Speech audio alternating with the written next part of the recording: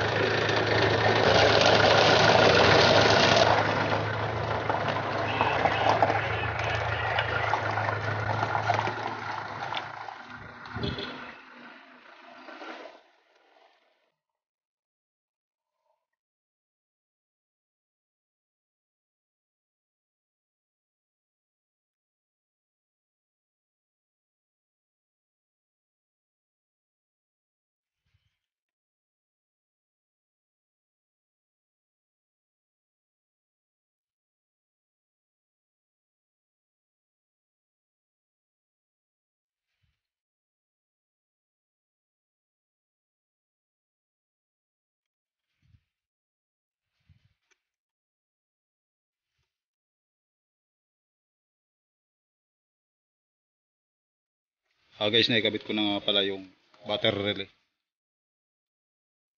Kumuha ko ng supply na capacitive. Pinadaan ko ng fuse. Ito yung papunta nito dun sa supply para sa ignition switch. Yung orange wire with red. Yan guys, ginamitan ko ng insulator, wire insulator. Dito na yung wire. Pinadaan ko dito sa butas, papunta na doon sa loob ng cab. Merong isang reserbang butas na rubber cap. Diyan ko pinadaan yung wire papunta doon sa loob ng cup.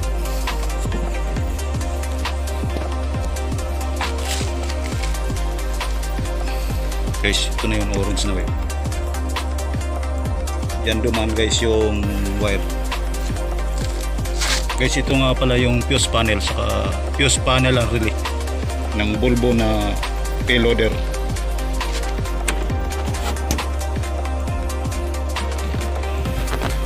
Guys, ito na yung wire na nilagay ko, yung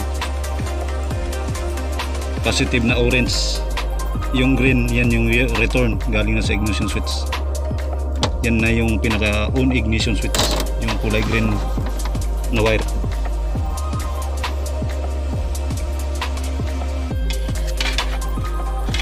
Guys, ito yung orange na wire, ito yung positive galing doon sa battery. Ito yung magsusupply dito sa para dito sa ignition switch.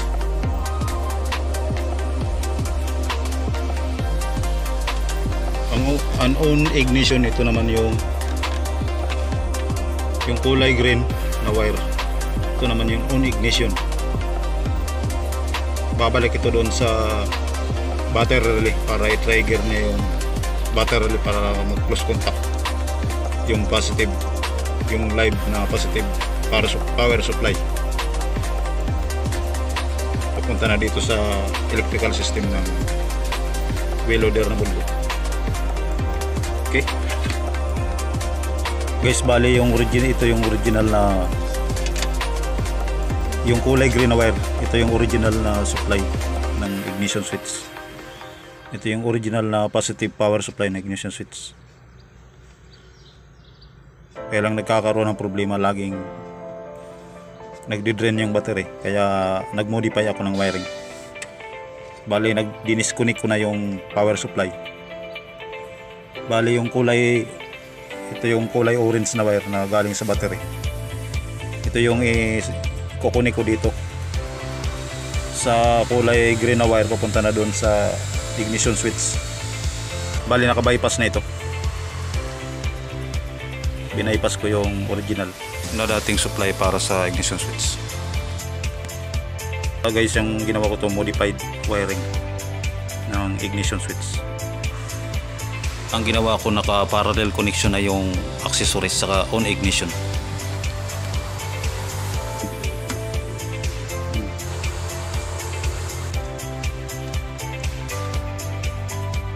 Wala.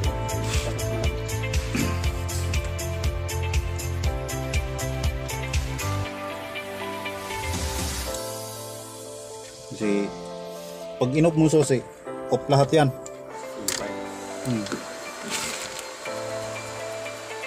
Off lahat.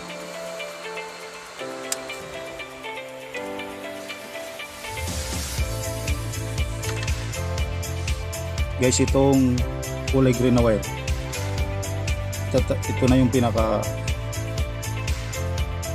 on ignition. Ang on ignition niya original pa rin. Itatap ko dito sa original na on ignition. Pinagsama ko na sa connection yung accessory saka on ignition. Double function ito guys. Double function. On ignition para sa mga relay, saka para sa ECM, saka para naman doon sa on ignition para din doon sa para doon sa battery relay na nilagay ko. Guys, yung connection na ginawa ko dito sa on ignition, naka-parallel. Parallel connection.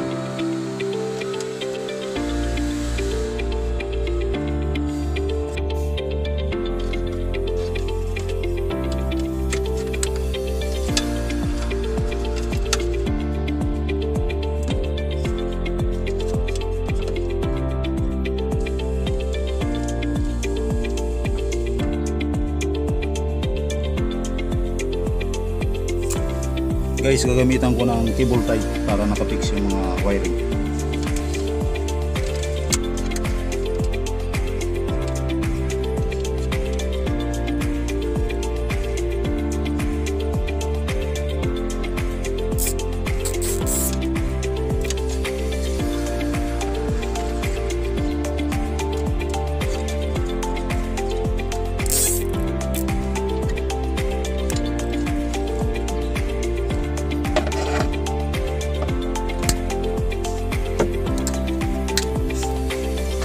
guys, nakapix na guys. Fix na yung modified ko na wiring para sa ignition switch, saka yung pag-install ko ng wiring doon sa battery relay.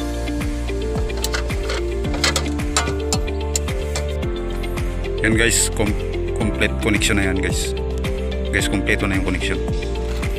Ito na yung on ignition, yung kulay green na wire. Ito naman yung black. Ito yung sa ground or negative.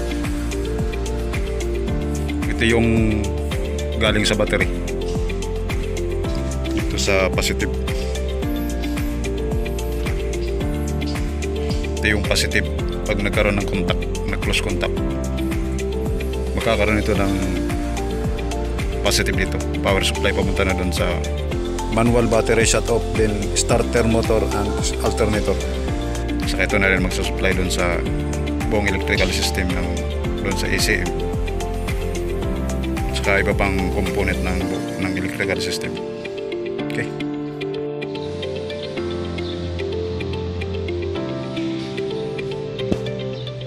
Guys, testing ko ng panda rin itong payloader na bulbo.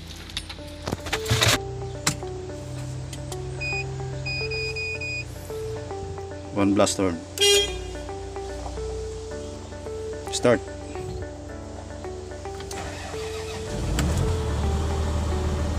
Yan guys, mandal guys. Mayroong alarm. Yan guys, i-skip lang yan. Ito nga pala yung keypad sa monitor. Ito yung keypad panel. I-skip lang yan para mawala yung nag-indicate doon sa monitor.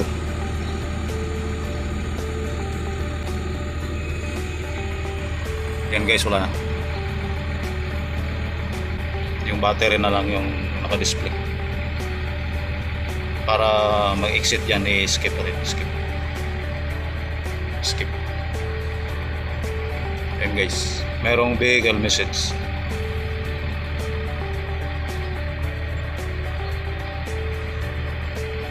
Yan guys, yung ambient temperature naka-indicate. Pero pag in-skip mawala. I-skip lang yan, i-skip. Guys, tingnan ko yung battery voltage.